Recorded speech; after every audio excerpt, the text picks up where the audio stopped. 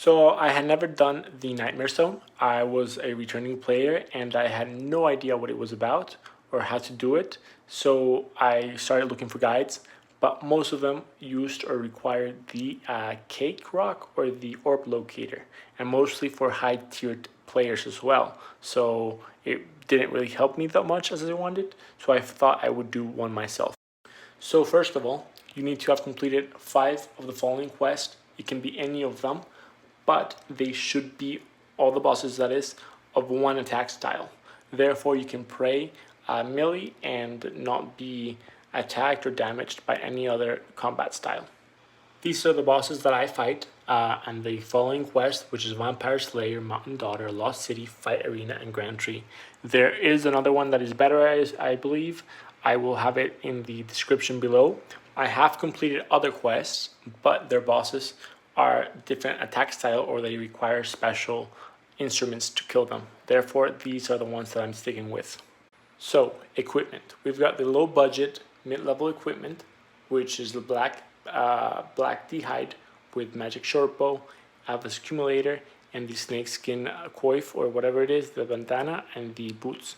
Afterwards, we've got the more expensive mid-level equipment, which is blessed d'hide, that is specifically bandos and ancient, which is the cheapest. What you will see on screen right now is the inventory that I used on one of my trips. It lasted an hour and 30 minutes, and that's exactly or precisely what I used on this trip, which is the clip that you will be seeing today. Something extremely important which I forgot to add in the inventory is 26k. You need it to start the minigame. The only thing you would change in the inventory is the bolt racks. I'm assuming that if you can't afford the Carol's crossbow, then you won't have any other better crossbow or bow. But if you do, then go ahead and use that. If you don't, then just buy the more rune arrows. Take about 3 grand, 4 grand for your trip. Assuming that you're ready, you've got your inventory, your equipment, let's head over to Nightmare Zone. Nightmare Zone is found through the minigame teleports. That's the fastest and easiest way to get there. Alternative methods are fairy ring, dueling ring, or anything near Janelle. Once you're there, you want to deposit the 26k in the coffer. That way you can start the dream. Speak with Dominic, ask for a rumble, customizable, and hard. He'll ask for 26k, which should be in the coffer. Just say yes, and then go inside and click on the vial, drink potion, and select the quests or the bosses that you will be fighting. Like I said previously, I will be selecting 5 bosses, all of them with melee, and you need to select them if you're using prayer potions, since you can only protect from one combat style. Afterwards, click accept, and you will enter the combat arena. Head on to the middle of the arena and just wait for the monsters to spawn. Make sure that you've got your quick prayer onto melee, and whenever it is that they spawn, just put it on and you should be fine to go.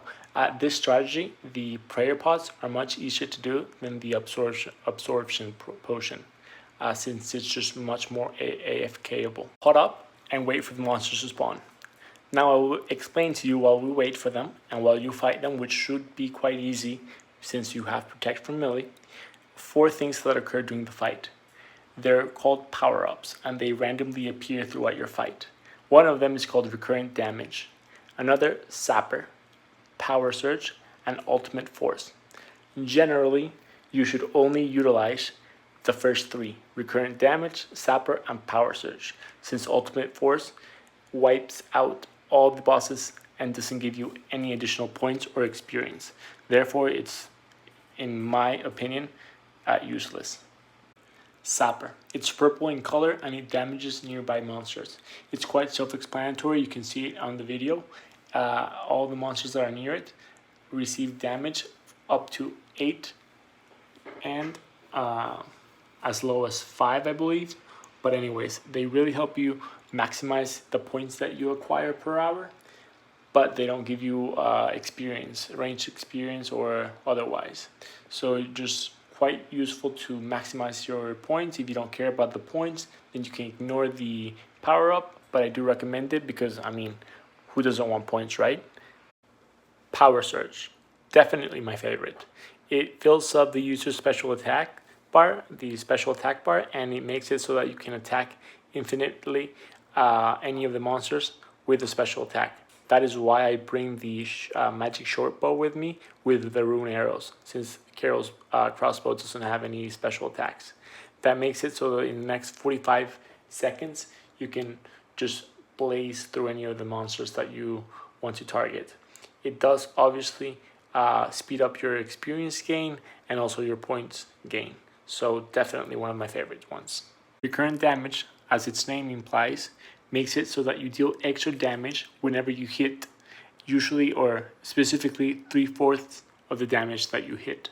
Therefore, if you hit a 10, you should be hitting an extra 7 about.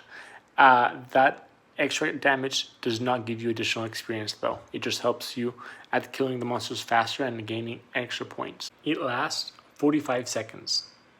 Finally, Ultimate Force, which is white in color, instantly kills all the bosses in the arena, which do not give you any extra points or experience. So, and also after you kill them, you have to wait a little bit until they respawn. So I don't recommend it. It slows you down and it's unnecessary unless, and the only reason why you would use it is if you have a monster that you can't kill. The inventory that I utilized lasted an hour and a half. I had nothing left basically after that hour and a half, and I died since I had no more prayer and obviously no food. I will be adding that in the description, the amount of points that I earned plus the cost of the inventory and whatnot. Also, let me know if you're interested in watching another video where I show you guys how to utilize the absorption potion as a mid-level player. That is, I'm assuming, like myself, that you can't use the orb locator or the cake rock or the dwarf rock cake, since both of those items require receipt for disaster and Dragon Slayer 2, I believe. And both of them require, I think, at least 175 or 200 quest points. An advantage for the overloads and the absorption potion is that it substantially lowers your cost, since you don't have to buy prayer pots. Instead, you buy the absorption potion and the overloads, which is the equivalent of a ranging potion but much better, with the points that you acquire in the game. Thanks for watching. I hope this video helped you, and if you have any comments, please let me know down below.